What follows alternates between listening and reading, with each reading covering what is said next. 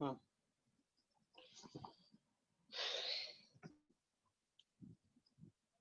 Sexual reproduction deal करते हैं हम लोग।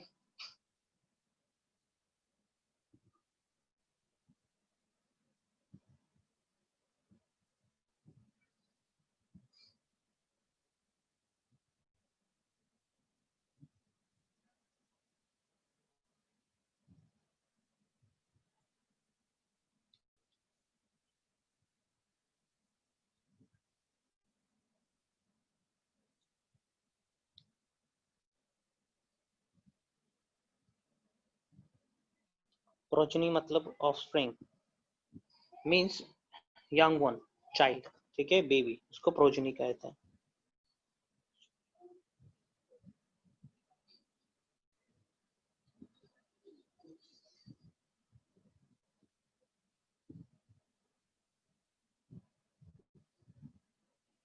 ठीक है, 2 पेरेंट का इन्वॉल्वमेंट होना है तब जाके सेक्सुअल रिप्रोडक्शन अचीव होगा।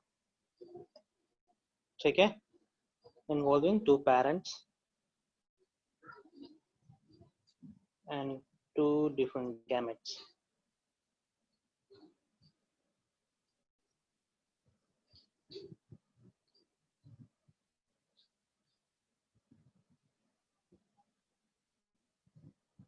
Two different gametes of same species. Fine, इसको हम लोग कहेंगे sexual reproduction. Fine. Okay sir. Sexual reproduction को हम स्टडी कर सकते हैं 3 फेजेस में, 3 स्टेजेस में।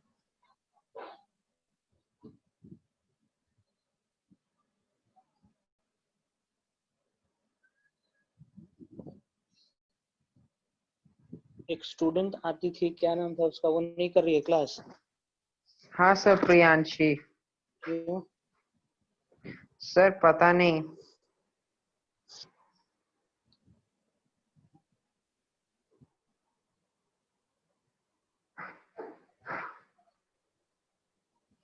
तीन स्टेप्स में स्टडी कर सकते हैं, जैसे कि pre fertilisation,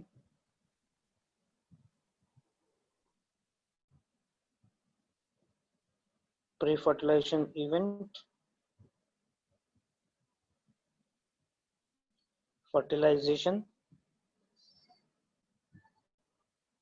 event and post-fertilization event.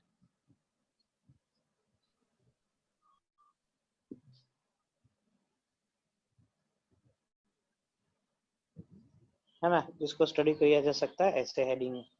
मैं सबसे पहला हेडिंग को डिस्कस करूंगा, प्री फर्टिलाइजेशन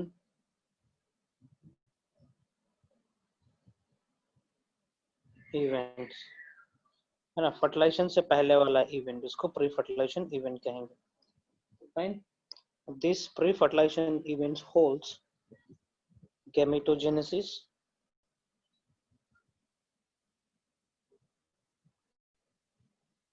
गैमेटोजेनेसिस कहने का मतलब होता है प्रोसेस ऑफ गैमेट फॉर्मेशन, है ना। ओके,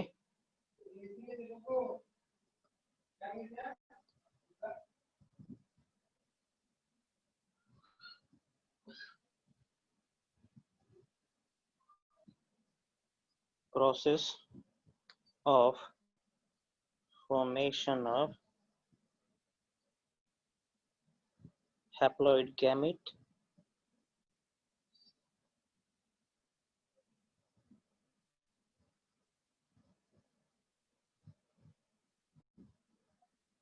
ठीक है, इसको हम लोग कहेंगे gametogenesis. Okay sir haploid gamete क्या होता है? अच्छा, हैप्लॉइड गैमेट, चलिए समझाते हैं। For example, this is a cell, है ना, ये एक सेल है। ओके, सेल हैज न्यूक्लियस, है ना। न्यूक्लियस के अंदर हम झांक के देखेंगे तो हमें क्या देखने को मिलेगा? If you'll observe the nucleus, what we'll observe, है ना, हमें इस तरीके से कुछ स्ट्रक्चर्स देखने को मिलेंगे, इस तरीके से, है ना, इस तरीके से कुछ स्ट्रक्चर्स देखने को मिलते हैं, जिसको हम लोग कहते हैं क्रोमोसोम, है ना, क्रोमोसोम कहेंगे। Chromosomes occurs in pair. यहाँ पे कितने पेयर हैं? 2 पेयर ऑफ क्रोमोसोम, है ना। इन क्रोमोसोम्स के ऊपर ही जेनेटिक इंफॉर्मेशन रहता है, जो कि पास होता है पेरेंट से ऑफस्प्रिंग में। फाइन, ठीक है। यहाँ पे पेयर में है, ये रहा पहला Yes, पेयर, sir. ये रहा दूसरा पेयर, ऐसे ऐसे बहुत सारे होते हैं। ह्यूमन बीइंग में 23 पेयर्स है, ह्यूमन बीइंग में, ओके, 23 पेयर्स है, okay.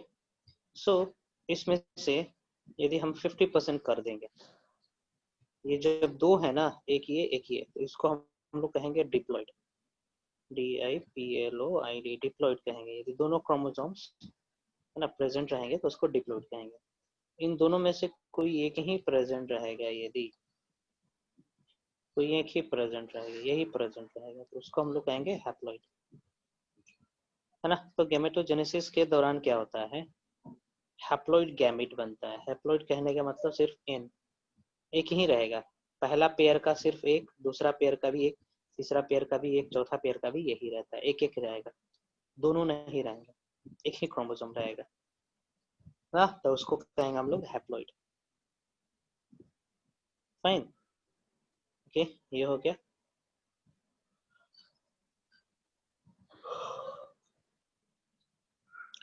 Male gamete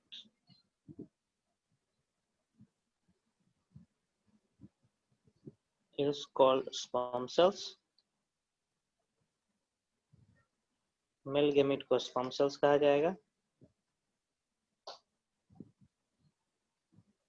and produced by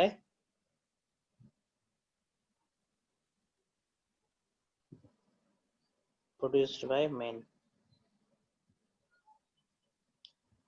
है ना। फीमेल गैमेट कौन बनाएगा, देखते हैं। फीमेल गैमेट को कहते हैं कॉल्ड ओवा या फिर egg, and produced by woman,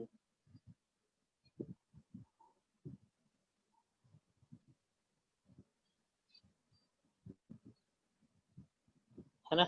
ये हो गया, ओके। तो चलिए सबसे पहले हम डिस्कस करते हैं यहाँ पे मेल रिप्रोडक्टिव सिस्टम।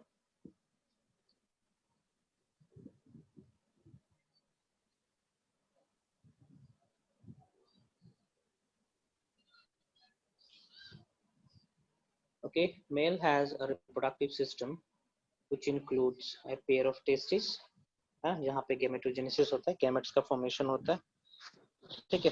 सो डक्ट्स है लाइक एपिडाइडमिस, वास डिफरेंस, वास एफरेंस, है ना। कुछ साइकिल्स हैं जहाँ पे कुछ स्टोर्स होते हैं, केमिकल स्टोर्स रहते हैं, okay.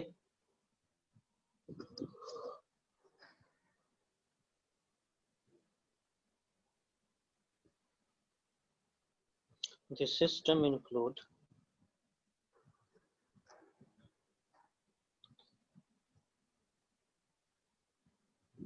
a pair of testes,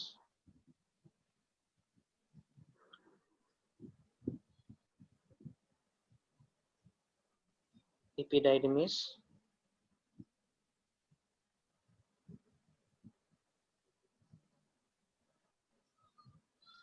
vas deferens, seminal vesicles,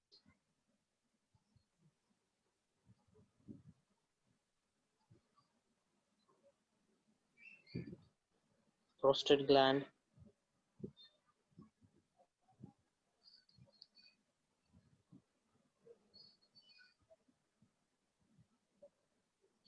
bulbourethral gland,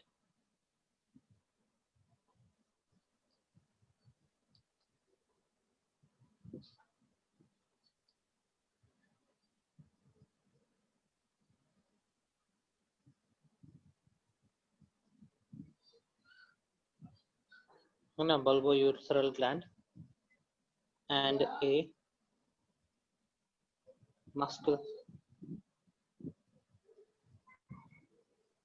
muscular structure called penis. है ना, these things are included in the male reproductive system. Fine, function यहाँ पे लिख दे रहे हैं. Testis is protected by a skin that is called scrotum.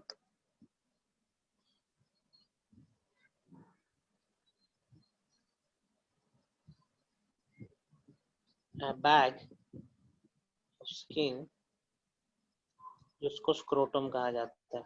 Scrotum और scrotum.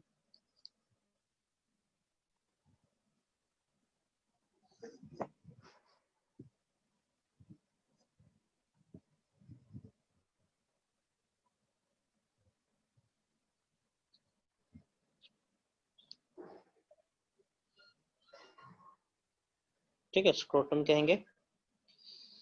ठीक है, ध्यान देंगे. टेस्टिस बॉडी के बाहर प्रेजेंट रहता है. फाइन, बॉडी के बाहर इसलिए प्रेजेंट रहता है ताकि उसका टेम्परेचर बॉडी टेम्परेचर से 1 से 2 डिग्री सेल्सियस कम रहे. है ना, बॉडी टेम्परेचर से उसका टेम्परेचर, टेस्टिस का टेम्परेचर 2 डिग्री कम होने के चलते फायदा ये होता है कि स्पर्मेटोजेनेसिस इफिशिएंटली होता है ना, ये फायदा है. ओके, ये बेनिफिट है.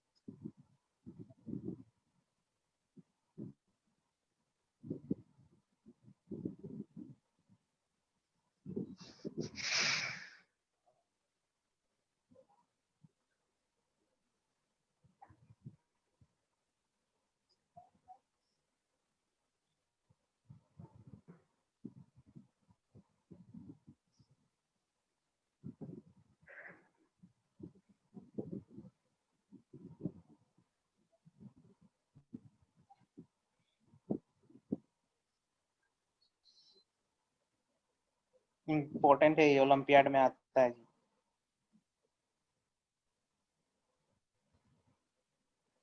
Okay sir.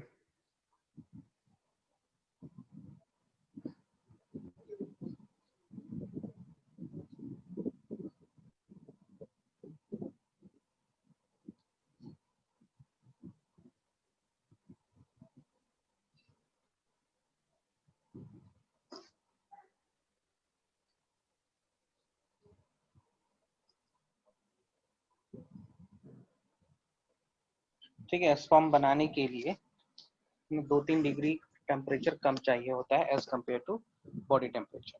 If the body temperature is 37 degree C, तो टेस्टिस का टेम्परेचर 35 डिग्री सी के आसपास रहेगा. 34 डिग्री 35 डिग्री इसी तरीके से रहेगा. सो टेस्टिस क्या लिखे हैं, स्क्रोटम. ठीक है, टेस्टिस का फंक्शन लिख रहा हूँ यहाँ पे. टेस्टिस के पास सेल्स होते हैं कॉल्ड जर्म सेल्स, है ना, और यही जर्म प्रोड्यूस करता है स्पर्म सेल्स.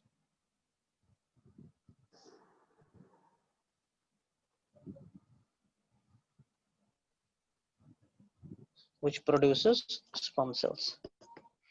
Fine.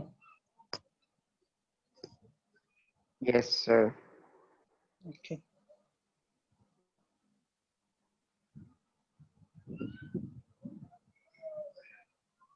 आगे बढ़े. Yes sir.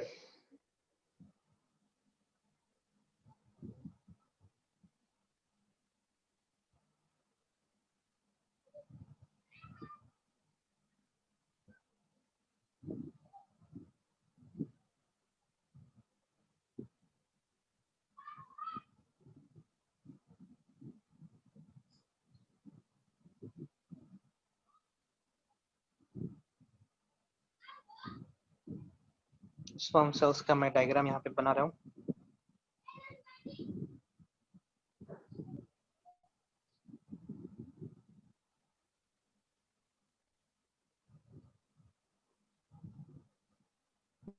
डायग्राम बनाओगे जी, अभी हम बनाने के लिए बोलेंगे आपको।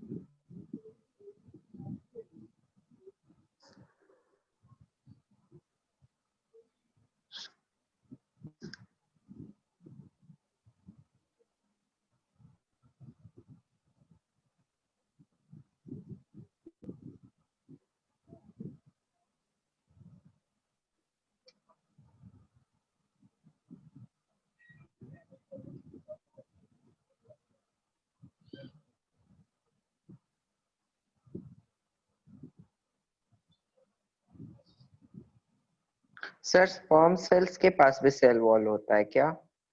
ना,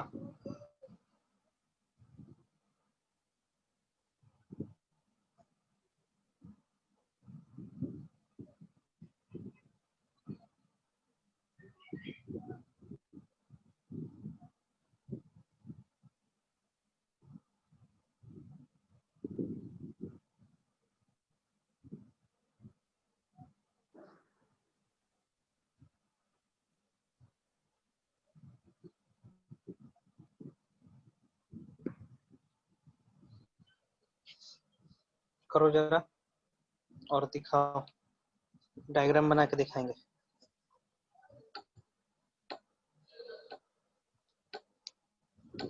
या दूसरा ओके सोर्स से सर। बनाना चाहो तो दूसरे सोर्स से बनाना चाहो तो बना के दिखा सकते हो।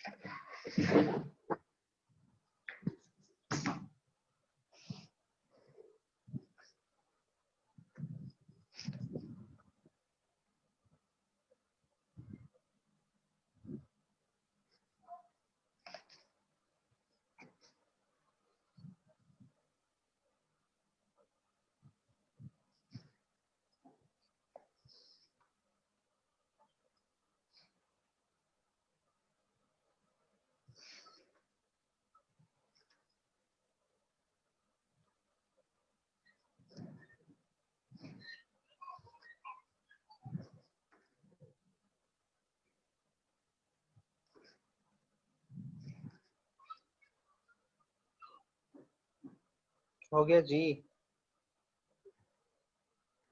यस सर, बन गया। भेजो। सर कैसे भेजे?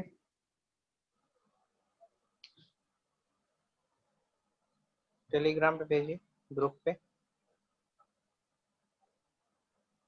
Okay sir.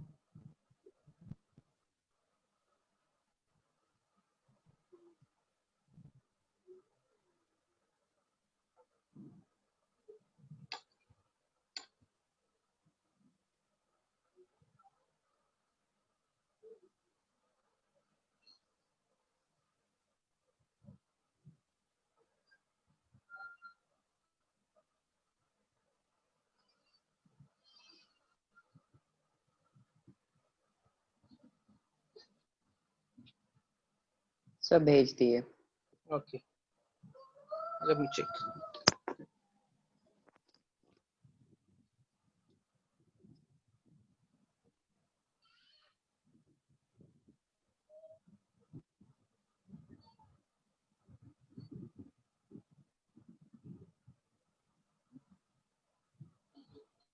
वाह, कलरफुल, वेरी गुड। टेल थोड़ा लंबा करेंगे जी, टेल थोड़ा सा लंबा ओके करेंगे, सर। सही नहीं है ठीक ना, इसमें टेल बहुत लंबा हो, देखो हम कितना लंबा बना रखे हैं टेल पोर्शन। ठीक है, चलो anyway fine, it will do. Human sperm cells का डायग्राम ओके पूछता है, सर। ठीक है ना। आगे बढ़ते हैं। Okay sir. यहाँ पे 3 डक्ट्स की बात करेंगे हम। छोटे छोटे ग्लैंड्स हैं, जैसे कि सेमिनल वेसाइकल है, प्रोस्टेट ग्लैंड है ना, और बल्बोयूथरल ग्लैंड है या फिर काउपस ग्लैंड है। इन सभी का प्रोडक्ट और स्पर्म सेल्स एक साथ मिल जाता है ना, एंड इट फॉर्म्स सीमेन। ठीक है, जैसे कि मैं यहाँ पे दिखा रहा हूँ, डायग्राम मैं आपको दिखा रहा हूँ ह्यूमन बीइंग का, आपके बुकलेट में भी होगा, और एक सोशल नेटवर्क से भी मैं डायग्राम आपको दिखाने की कोशिश कर रहा हूँ यहाँ पे।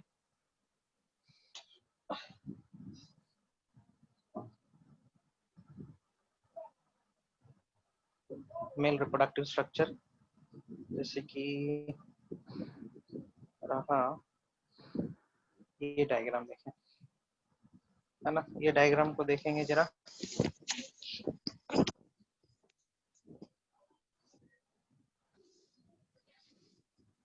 यहाँ पे देख पा रहे होंगे प्रोस्टेट ग्लैंड लिखा हुआ है, सेमिनल वेसाइकल लिखा रहा है, one more gland is not.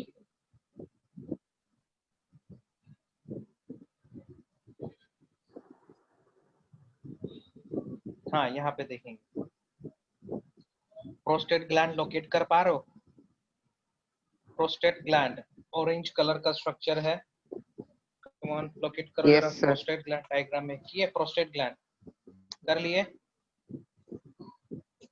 Yes fine. Sir.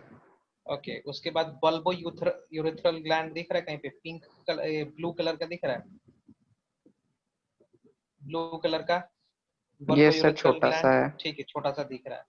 And seminal yes sir. Vesicle दिख रहा है राइट हैंड साइड ऊपर कोने में, ठीक ना। ये सब कुछ सीक्रेट करते हैं, यस सर। केमिकल का सिक्रेशन करते हैं ये सब।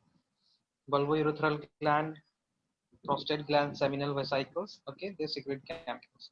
स्क्रोटम का स्ट्रक्चर देखें, टेस्टिस देखें, है ना, एपिडाइडिमिस वास डिफरेंस देखें, वास डिफरेंस सब लेफ्ट हैंड साइड बॉटम में है ना। ओके तो यहाँ पे सेमिनल वेसिकल, प्रोस्टेट ग्लैंड और बल्बोयूथ्रल ग्लैंड का प्रोडक्ट और स्पर्म सेल्स मिल जाता है, तब उसको सीमेन कहा जाता है, स्पर्म सेल नहीं कहेंगे, है ना। सेमिनल वेसिकल एनर्जी प्रोवाइड करता है स्पर्म सेल्स को।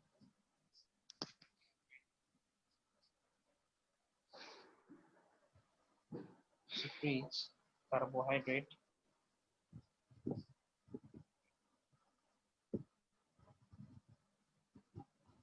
for sperm cells,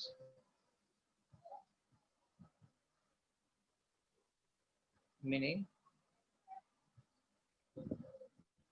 providing energy to sperm cells.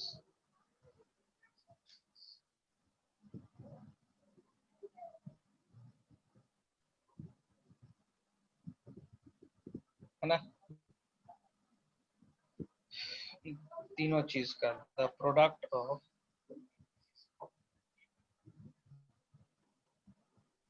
seminal vesicle,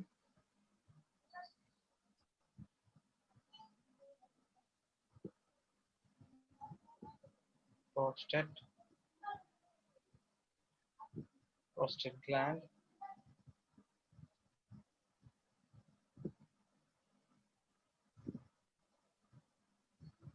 product of seminal vesicle, prostate gland and bulbourethral gland.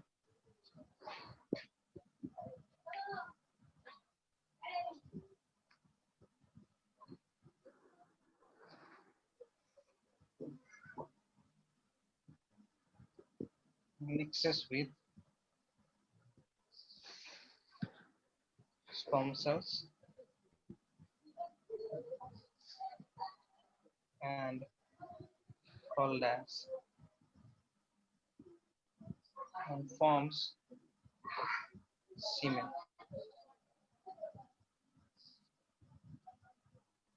ना सीमेन प्रोनाउंस करेंगे। जो सेल्स बाहर निकलते हैं, ओके, जो गैमेट बाहर निकलता है मेल के केस में, उसको स्पर्म सेल्स ना कह के सीमेन कहा जाता है, क्योंकि उसमें सिर्फ स्पर्म सेल्स नहीं है और भी बहुत सारे प्रोडक्ट मिक्स हो रखा है, फाइन, इससे उसको सीमेन भी कहा जाता है। ओके चलिए ये हो गया। पेनिस के बारे में बताते रहो। This is muscular structure, this muscular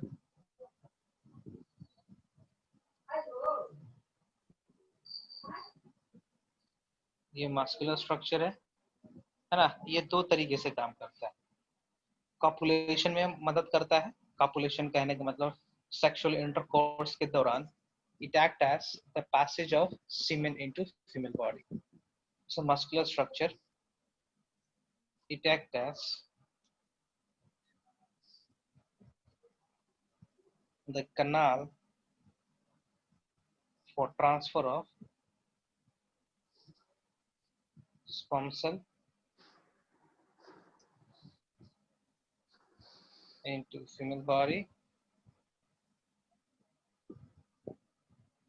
and also act as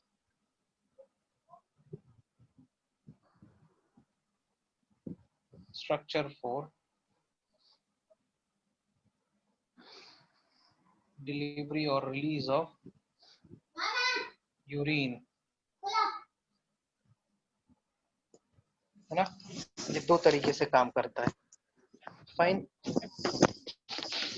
दिक्कत यहाँ पे? No sir. Okay fine fine.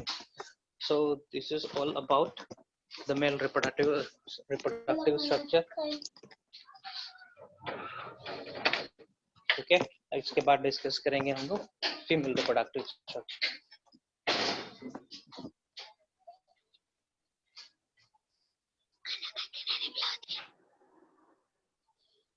8 बजे.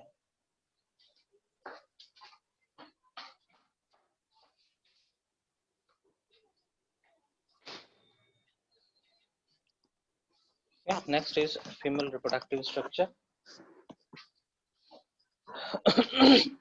So female reproductive structure holds a pair of ovaries. A pair of ovary. है ना, ओवरी है, फैलोपियन ट्यूब है जिसको oviduct भी कहा जाता है ना. Then includes the vagina.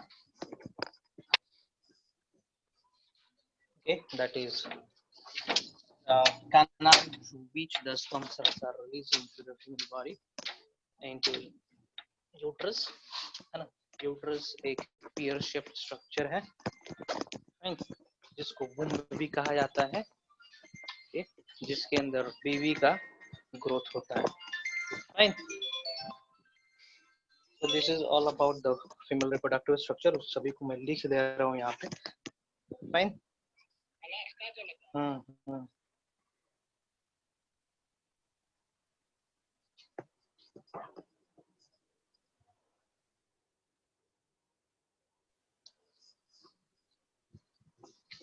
Give me a moment.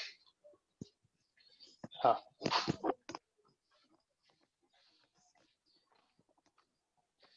Female reproductive structure.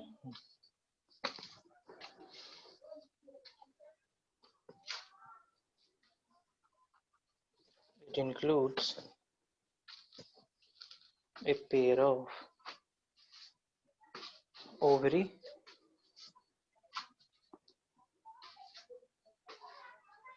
fallopian tube,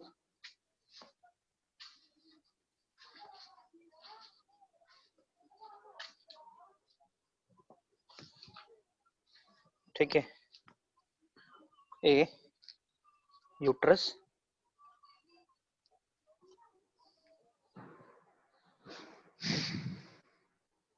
और womb,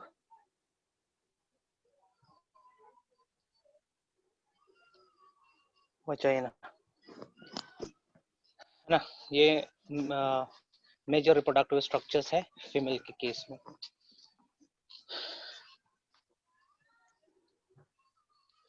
ओवरी का फंक्शन मैं बता रहा हूँ यहाँ पे. ठीक है, ओवरी का फंक्शन है to produce ova cells, to produce egg cells. Fine. और ध्यान देंगे यहाँ पे ह्यूमन बीइंग के केस में female produces only 1 ova in a month. एक डायग्राम यहाँ पे हम दिखाना चाहेंगे.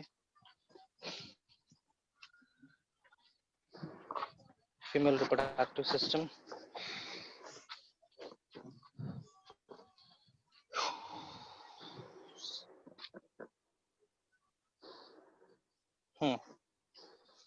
यहाँ पे देखेंगे, दिख रहा होगा female reproductive structure. Ovary yellow colour में स्ट्रक्चर दिख रहा है, दैट इज ओवरी, है ना. ओवरी से एक स्ट्रक्चर अटैच्ड है, थोड़ा सा लाइट ऑरेंज कलर का है ना, लाइट ऑरेंज कलर का है, जिसको हम लोग कहते हैं फैलोपियन ट्यूब या फिर ओविडक्ट भी कहा जाता है इसको. ठीक है, फंक्शन बताएंगे. उसके बाद देखेंगे, थोड़ा सा और नीचे आएंगे तो यूट्रस है, UTERUS या यूट्रीन कैविटी लिखा हुआ है, दैट इज यूट्रस या वुम, WOMB, इसको वुम भी प्रोनाउंस करेंगे, है ना. वुम के जस्ट नीचे ओपनिंग है, दैट इज कॉल्ड वेजाइना, और वेजाइना के बाहर labia major, labia minor present रहता है ना. ओके, ये रहा स्ट्रक्चर, आपकी बुक में भी दिया होगा. फाइन. इन स्ट्रक्चर्स में से जो इम्पोर्टेंट है उसके बारे में मैं जिक्र कर रहा हूँ. ओवरी एग का प्रोडक्शन करता है, और जैसे ही एग प्रोड्यूस हो जाता है वो फैलोपियन ट्यूब के थ्रू बाहर निकलने की कोशिश करता है. फाइन. फैलोपियन ट्यूब में जैसे ही एग सेल आएगा उसकी फर्टिलाइजेशन हो जाती है.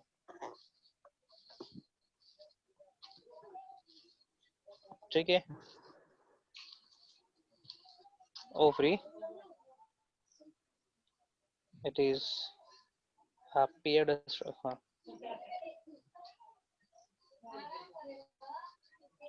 इट इज क्या बोले, almond shape.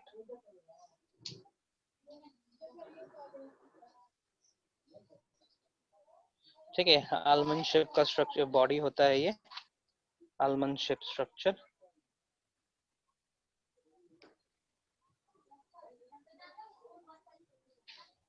Almond shaped structure which produces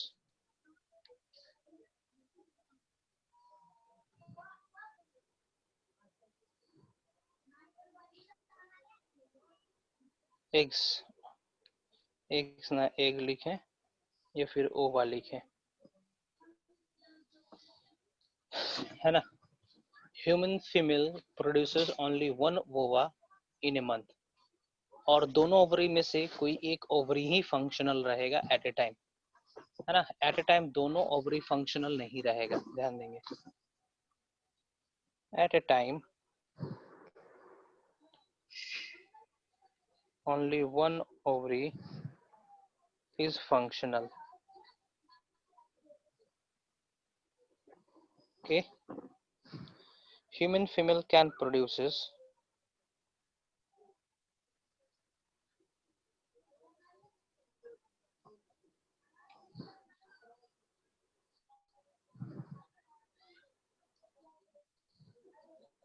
only one ova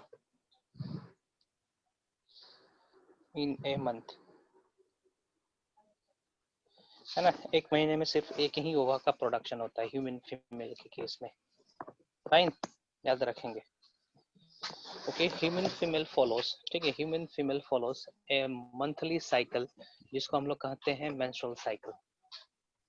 fine, ये एक साइकिल है जिसके दौरान क्या होता है, एग का प्रोडक्शन होता है, एक चीज। दूसरा चीज यूट्रस, जो मैंने अभी शब्द यूज किया था, यूट्रस या फिर वुम्ब जिसको गर्भ कहते हैं हिंदी में, है ना। यूट्रस को तैयारी किया जाता है इम्प्लांटेशन की। इम्प्लांटेशन कहने का मतलब होता है जाइगोट बॉडी में धंस जाना, दैट इज कॉल्ड इम्प्लांटेशन ना। लेमन भाषा में यही समझेंगे, आप अपने लेवल पे यही समझेंगे। सो जब मेंस्ट्रुअल साइकिल होता है तो उसमें दो चीज होती है, एग का प्रोडक्शन होता है और यूट्रस लाइनिंग जिसको हम लोग एंडोमेट्रियम लाइनिंग कहते हैं वो तैयार होता है इम्प्लांटेशन के लिए, है ना। तो ये हर महीने प्रोसेस चलता रहता है, चलते रहता है। एक बार यदि फर्टिलाइजेशन हो जाए, प्रेगनेंसी स्टार्ट हो जाए, तब एंडोमेट्रियम लाइनिंग तैयार नहीं होगा, तब मेंस्ट्रुअल साइकिल बंद हो जाता है। Fine, human female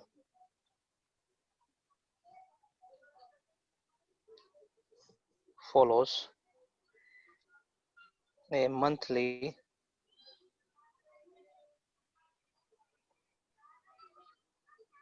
cycle called menstrual cycle. Fine. During this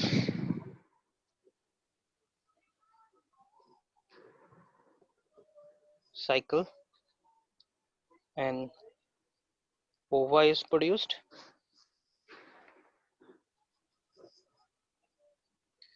and endometrium lining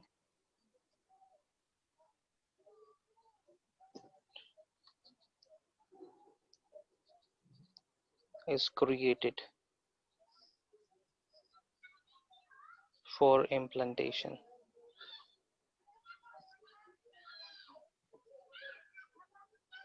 ठीक है, ये होता है। Now moving to the fallopian tube.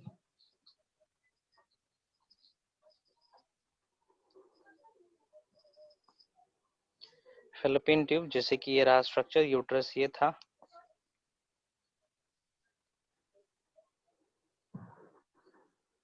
इस तरीके से,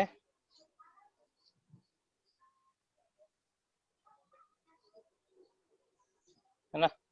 इसको कहेंगे हम लोग fallopian ट्यूब। फाइन, सो fallopian ट्यूब का फंक्शन क्या है देखते हैं। सो fallopian ट्यूब एक ट्यूब है, एक डक्ट है, जहां से स्पर्म सेल्स मूव मतलब जहाँ पे स्पर्म सेल एंटर करता है, जहाँ पे ओवा सेल्स आता है, जहाँ पे फर्टिलाइजेशन होता है. Fine. Okay. This tube is connected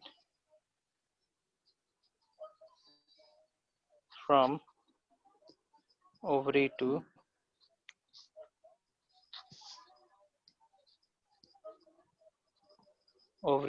uterus. ठीक है, ओवरी से यूट्रस तक कनेक्टेड है. फाइन. काम क्या करता है ये?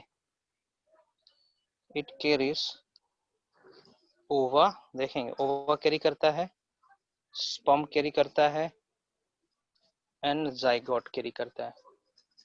बोल सकते हैं, है ना? ठीक है. Fallopian tube is the site of fertilization. ध्यान रखेंगे, एनिमल्स के केस में, ह्यूमन के केस में फर्टिलाइजेशन इस फेलोपियन ट्यूब के अंदर ही होता है. ठीक ना? इन ह्यूमन फीमेल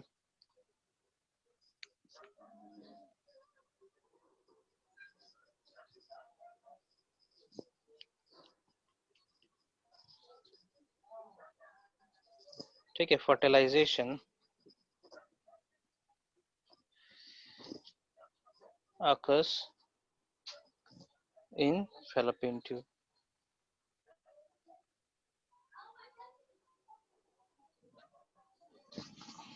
ठीक है, fallopian ट्यूब में फर्टिलाइजेशन होगा. फाइन.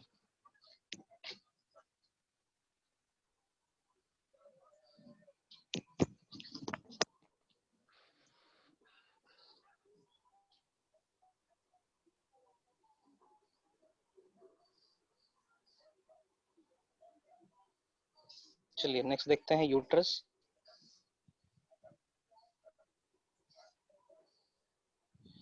ठीक है, यूट्रस को वुम्ब भी कहा जाता है. It is also known as womb. गर्भ जिसको हिंदी में कहा जाता है ना? ये वो जगह है जहाँ पे फीटस का डेवलपमेंट होता है, बेबी का डेवलपमेंट होता है. It is the site of development fetus day. It is the site of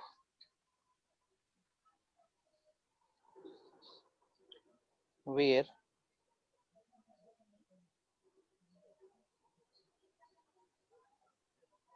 baby is developed.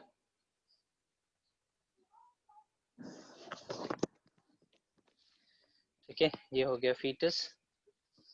Vagina उतना इम्पोर्टेंट नहीं है. ठीक है, I am living that one.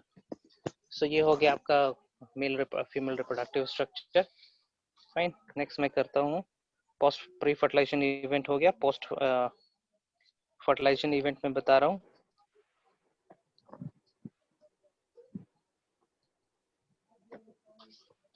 Fertilisation, ठीक है ना? फर्टिलाइजेशन का मतलब होता है fusion of male and female gamete. It is the fusion of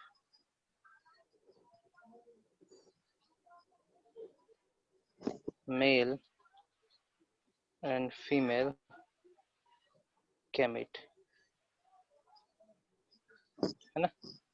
और ये ह्यूमन बीइंग में कहाँ होता है? इट ऑकर्स इन, क्वेश्चन आता है, fallopian tube.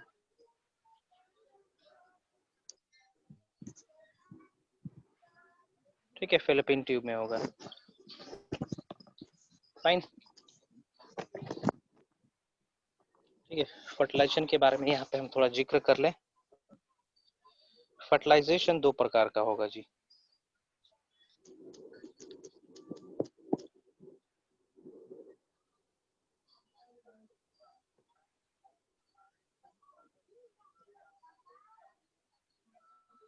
Fertilisation is of two type. बता सकते हो क्या क्या? External and internal fertilization. External fertilization and internal fertilization.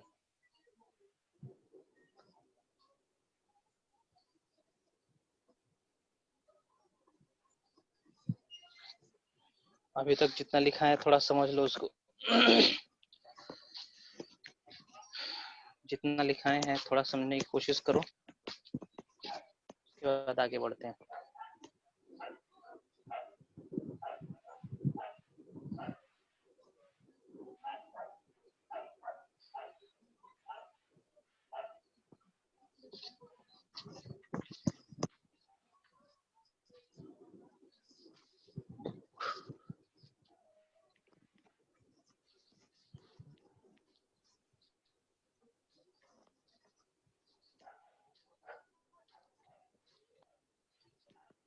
External fertilization, internal fertilization से क्वेश्चन आता है।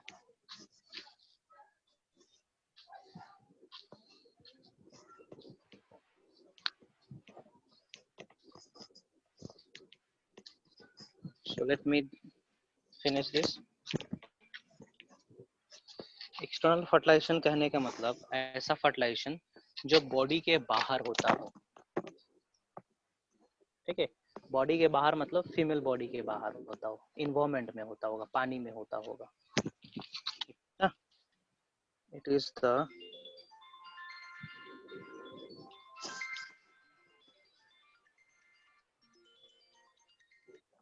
Is the fusion of male and female gamete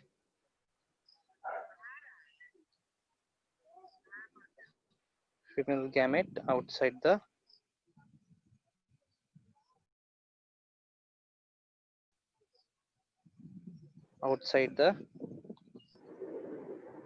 female body।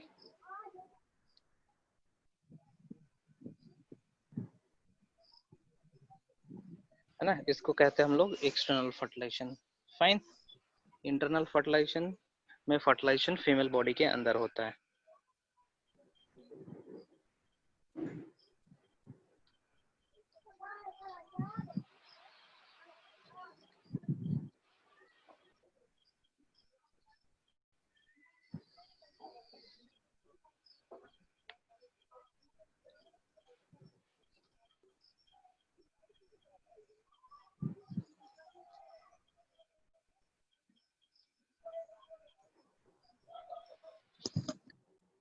Body के अंदर होना है।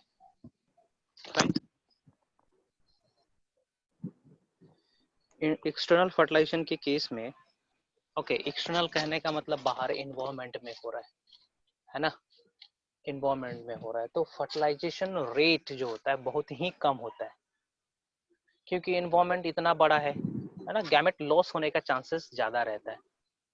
फाइन। तो इसकी सक्सेस रेशियो बहुत ही कम है। Fine. Chance of fertilization is very less.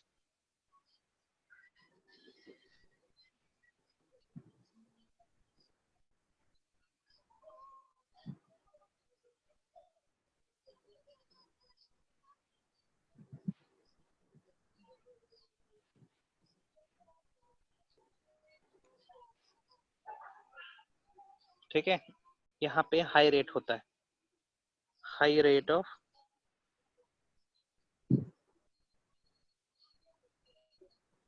chance of fertilization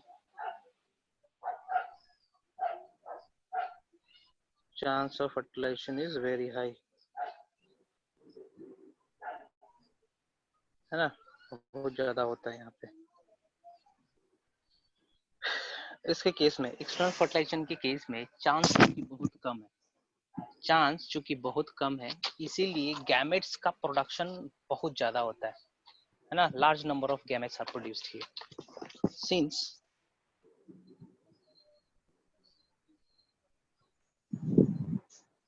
the fertilization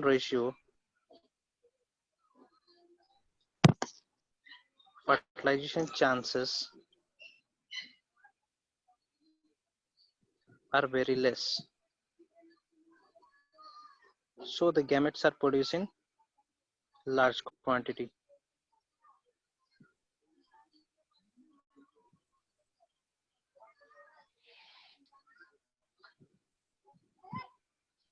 produced in large quantity.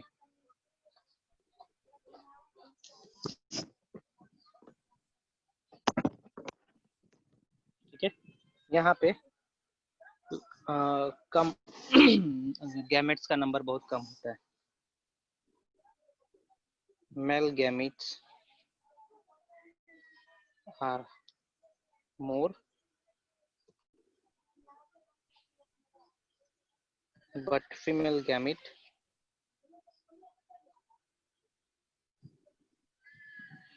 GAME female gamete is 1.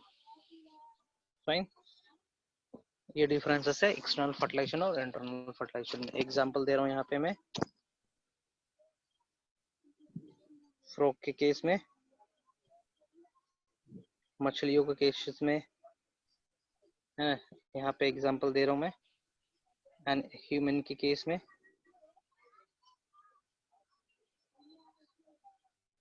Apps, monkey, human etcetera. ठीक है आयुष, कुछ पूछना चाहेंगे यहाँ पे? No sir. फाइन. सो ये हो गया fertilization. Fine. After fertilization we will see the post fertilization event. Fine. Post fertilization event देखते हैं हम लोग.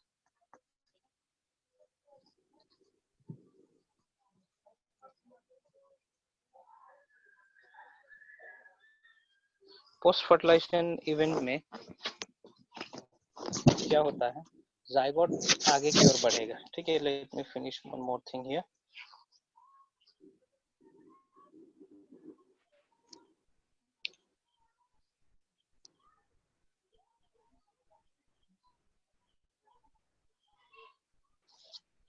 ठीक है, फर्टिलाइजेशन के चलते जाइगोट बनता है. Fertilization leads to formation of diploid structure, diploid cell called zygote. ठीक है, जैसे कि देखो मेल गैमेट है ना, ये रहा male gamete for example, haploid है. ठीक है, बगल में हम बना रहे हैं फीमेल गैमेट.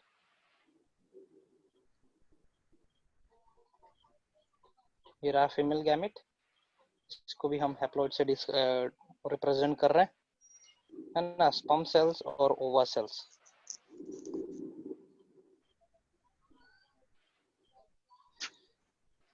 है ना, आपस में दोनों का फ्यूजन होगा.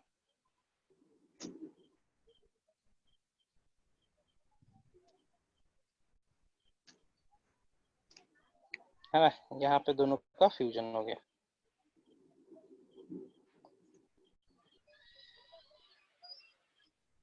तो देखिए क्या स्ट्रक्चर बनाए वो लोग, है ना. This structure is called zygote.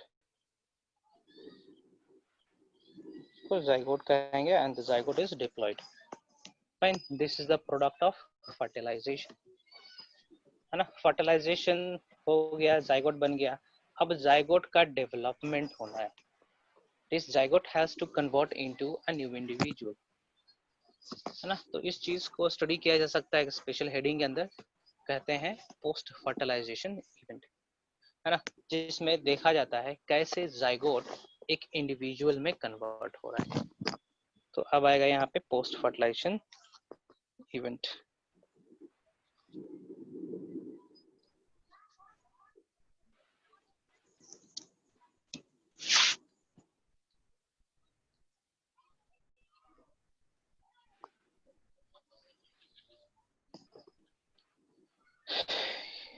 Here in this step,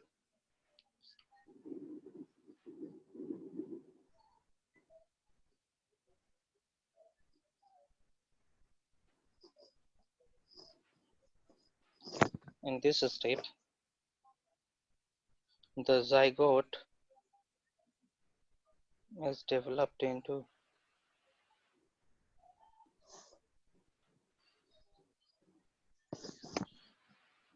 ठीक है, develop into a new individual.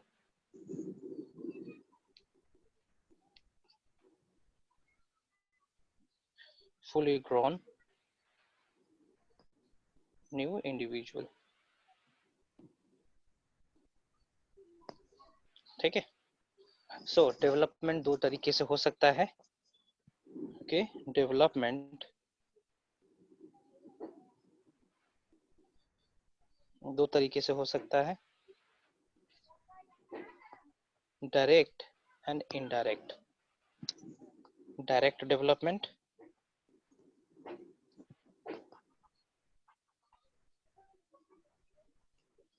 and indirect development।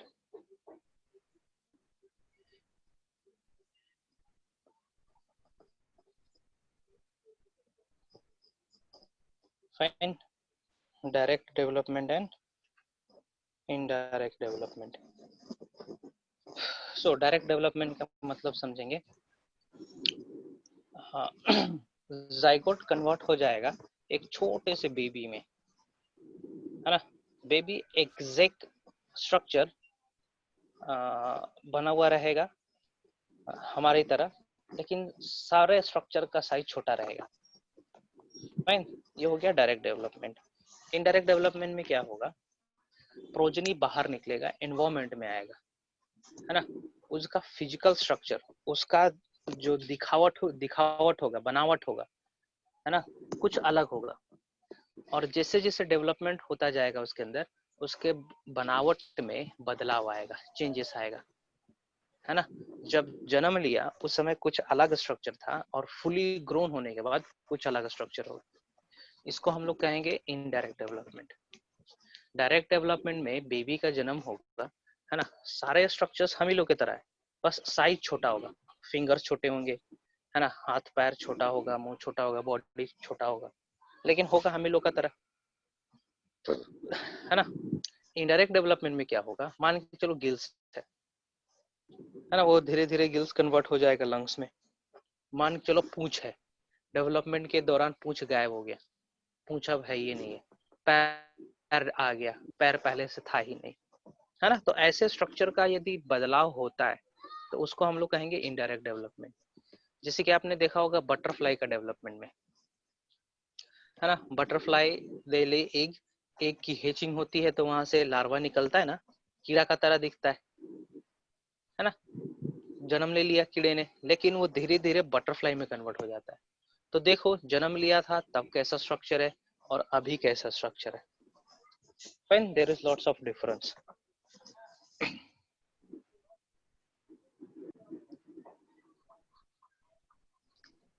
There is no change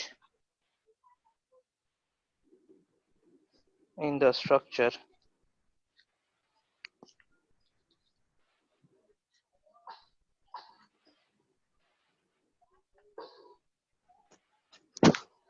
there is no change in the physical structure of the body occurs।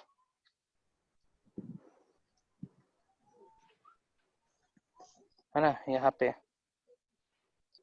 after birth continuous changes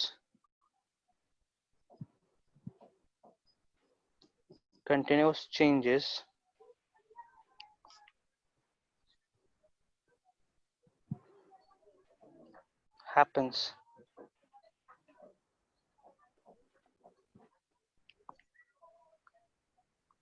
in the body to give rise to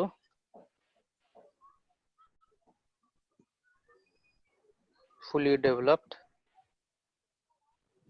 individual।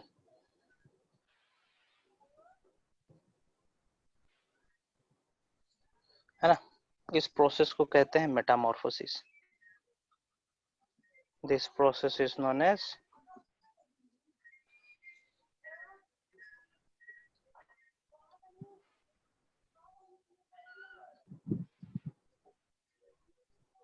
इसको metamorphosis कहेंगे। So Metamorphosis से question रहता है जी, ठीक है, Metamorphosis से question रहता है, which organism follows Metamorphosis. Example में दे रहा हूं मैं, फ्रॉग, बटरफ्लाई, है ना, इन सभी में मेटामॉर्फोसिस होता है। फाइन, बॉडी में चेंजेस आएगा। यहाँ पे इसका भी एग्जाम्पल मैं रिसाइट कर दे रहा हूँ, ठीक ना, सॉरी लिख दे रहा हूँ मैं, राइट कर रहा हूँ। एग्जाम्पल में ह्यूमन हो जाएंगे, स्नेक है ना, टॉर्टोइज है, ये इन सभी के अंदर वो रैट चूहा हो जाएगा, इन सभी के अंदर डायरेक्ट डेवलपमेंट होता है।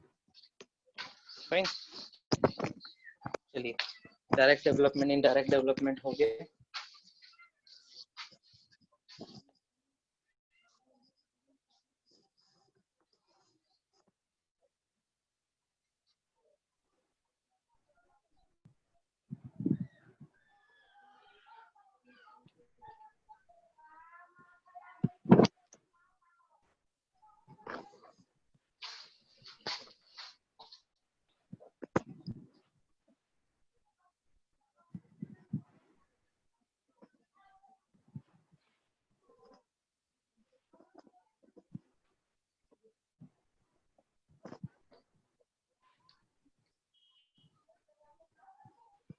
फाइन, खत्म करते हैं आज का लेक्चर यहीं पे।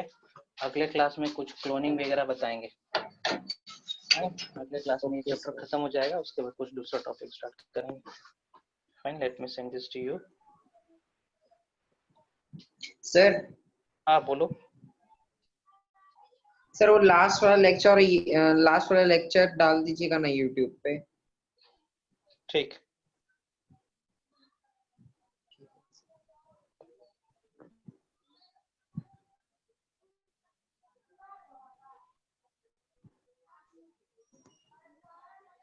और सर ये वाला भी थोड़ा। ठीक है, मैं सर से बोल दे रहा हूँ।